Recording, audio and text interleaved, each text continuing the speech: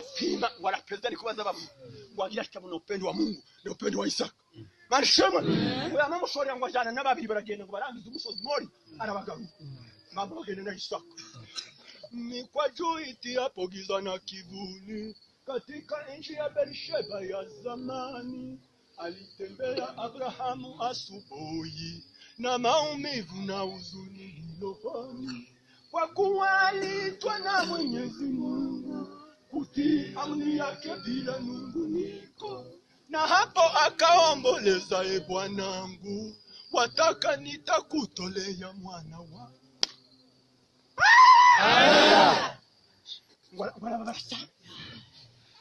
ngora nungunika ariko yanga kwe akamuka alofajiri akatandika punda akatwa kuni pamoja na mwanake tena kasafiri na roho yake ikalia kwa huzuni mwanangu Isaka niliyemfurahia kifeo cha furaha ya uzee wangu matumaini yake yote ya dunia kafara atakayetoa kwa Bwana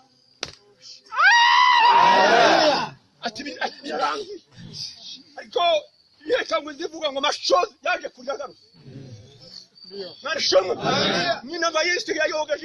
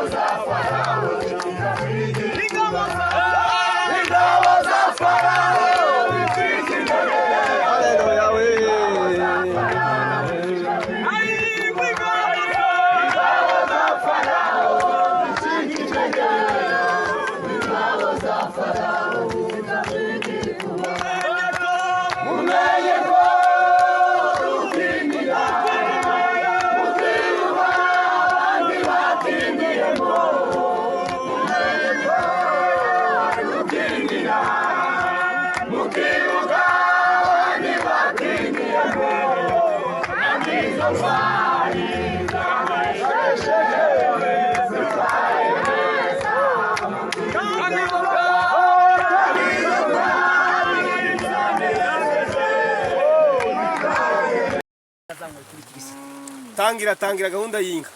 Tangirira soko. Tangira we tangirira. Ariko sindankunda ko babituma ariko. Sinabituma. Sinabituma. Takagira hantu zabituma. Hakuna. Naringize ngo mvuge hejuru yinka.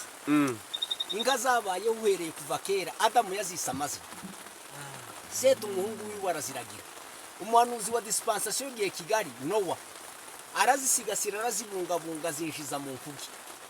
Aburahimu yaraziragiye ari dispensation y'amasezerano azikura muri huri y'abakarudaya azijana mu gihugu cy'isezerano ca Kanani. Intambara iraba arazirwanirira akoresheje abasirikare 315 aho ni mu bikombe by'Isodoma n'Igomora. Arababwira ngo murwanire inka n'abantu kuko bari bajana iminyago. Arababwira ngo kaguwa eneo kuya na kushoto piga adui musibabaike arasabami barindwi ngo bituma agubwa neza ngo atanga icyacumi ngo giheza Melikisedeki umwami w'i Salemu ngo umwami w'i Salemu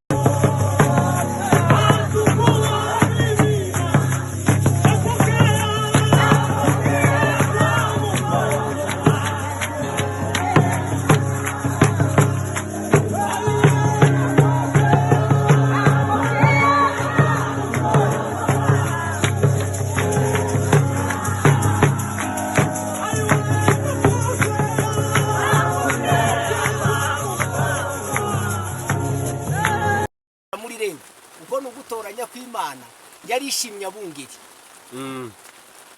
umwungeri w'ikirenga wakurikiye Aburahimu ni Mose aravuga ngo n'inkaranobe zacu ntitusiga muri Egiputa arazishorera arazijana zaciye hejuru zaciye mu mazi Imana umugaba w'ingabo niyo yari Imana yababereye umugaba w'ingabo yitwa Ndiho ukomeye icamwe uruzinga zicahumutse ziyacana n'abantu zinywera kuri cya gitare Paulo mutagatifu akavuga ngo ico gitare cyari Kristo Imana ishimwe kwiga zanyweye kuri Kristo